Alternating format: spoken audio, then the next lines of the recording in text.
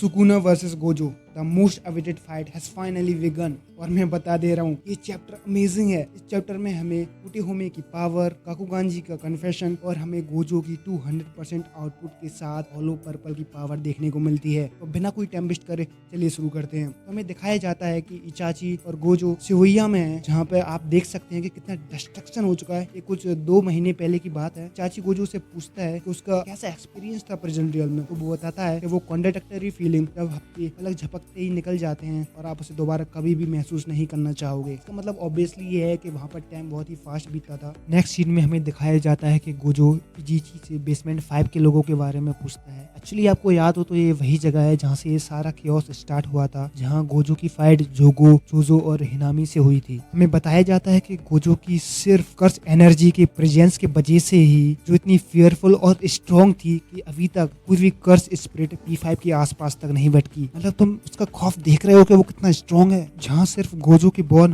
होने पर ही वर्ल्ड का बैलेंस बिगड़ गया था और उसके वजह से कर्स स्पिरिट ने बाहर आना तक बंद कर दिया था। इसके बाद इजीची गोजो को बताता है कि बेसमेंट 5 के सारे लोग बिल्कुल ठीक हैं, वो भी बिना किसी साइड इफेक्ट के साथ। सीन बदलता है और हम सुकुना और यूरो यूमे को एक बिल्डिंग के ऊपर देखते हैं जो शिनजुकू में है। और यूरो यूमे बताती है कि बैटल आज 24 दिसंबर को सेट हुई थी, लेकिन टाइम और जगह स्टैब्लिश नहीं हुई थी। लेकिन सुकुना गोजो को और फील कर लेता है जो कि अभी शिवुया में है। ये लिटरली गूज बम्स देने वाला मूवमेंट था। मतलब शिवुया गोजो से लगभग 2 से 3 किलोमीटर दूर है और वहां से ही सुकुना ने गोजो का ऑरा फील कर लिया। मतलब इंसेनिटी देख रहे हो तुम। फिर नेक्स्ट पेज में हम गोजो और काकुगांजी का एक शॉर्ट फ्लैशबैक देखते हैं, जहां वो प्रिंसिपल यागा के बारे में डिस्कस करते हैं। काकुगांजी गोजो को सीधा बोल देता है कि उसी ने प्रिंसिपल यागा को मारा था। मुझे पहले तो लगा कि गोजो इसको मार डालेगा, लेकिन पता नहीं क्यों उसने कुछ ज्यादा कुछ रिएक्ट ही नहीं किया। और गोजो बताता है कि उसे एक हद तक आइडिया है कि काकुगांजी कैसा इंसान जो सिर्फ ऑर्डर्स को फॉलो करता है। वहीं हमें पांडा को दिखाया जाता है जो पीछे से सब कुछ छुपकर सुन रहा होता है। काकुगांजी गोजो से कुछ इन्फॉर्मेशन के बारे में पूछता है जो कि बहुत ही इंपॉर्टेंट है और उसने किसी को बताया तो नहीं। गोजो बोलता है कि पांडा के पीछे जो सीक्रेट है वो एक स्पेशल ग्रेड रैंक इन्फॉर्मेशन हो सकती है। वो बताता है कि उसने यह इन्फॉर्मेशन हायर अप्स को अभी तक नहीं बताई। लेकिन हम इधर देखते हैं कि सारे के सारे हायर अप्स मारे जा चुके हैं, हर तरफ खून है, कोई भी जिंदा नहीं बचा। लेकिन एग्जैक्टली अभी हमें बताया नहीं गया है कि इनको अभी मारा किसने। तो देखते हैं आगे क्या होता है। फिर हम प्रेजेंट टाइम में वापस आते हैं और इजीची गोजो से पूछता है कि उसने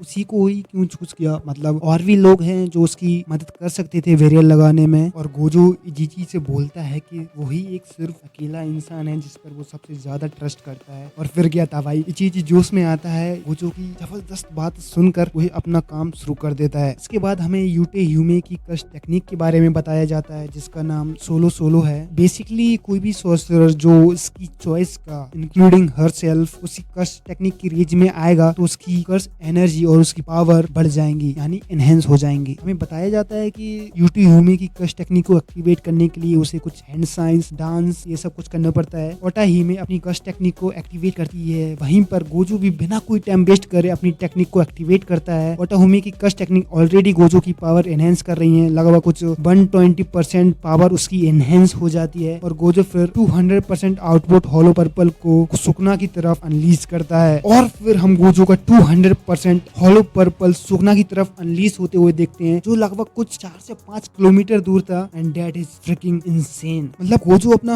होलो पर्पल 4 से 5 किलोमीटर दूर से अनलीज करता है सुकुना की तरफ। मतलब देख रहे हो यार, सुकुना ने फिर गोजो के होलो पर्पल को ओवर पावर्ड या रीडायरेक्ट या फिर डॉज कर दिया था, जिसका भी हमें कोई कंफर्मेशन नहीं दिया गया। मेरे हिसाब से तो उसने डॉज या रीडायरेक्ट ही किया होगा, जो कि अपने आप में ही एक बहुत बड़ी फीट है। अब हमको पता है कि गोजो का होलो पर्पल कितना स्ट्रॉन्ग है। It is one of the strongest technique of Gojo, जिससे कोई नहीं बच पाया है अब तक। लेकिन सुकुना ने उसको रोक दिया। That is freaking amazing. और अब हमें बताया जाता है कि the strongest sorcerer in history versus the strongest sorcerer of today के बीच वॉर शुरू हो चुकी है। Now I honestly tell you this chapter is really amazing and I can't wait for the next chapter. हमें अभी भी कई सारी मिस्ट्रीज का पता नहीं है, जैसे कि हायर अप्स को किसने मारा, पांडा का सीक्रेट, और सुकुना ऑलरेडी इतना ओवर पावर हो चुका है और उसके पास अब तो 10 शैडोज की पावर भी है। मैं होप कर रहा हूँ कि हमें गोजो की तरफ से भी कोई पावर अप देखने को मिल जाए या कोई नई टेक्निक। अगर ऐसा हो गया इट विल बी अमेजिंग। तो आज के लिए बस इतना ही। अगर आपको ये वीडियो पसंद आई हो तो प्लीज लाइक और सब्सक्राइब कर दीजिएगा। जैसे ही नया चैप्टर ड्रॉप होगा मैं उस पर वीडियो बनाकर अपलोड कर दूंगा।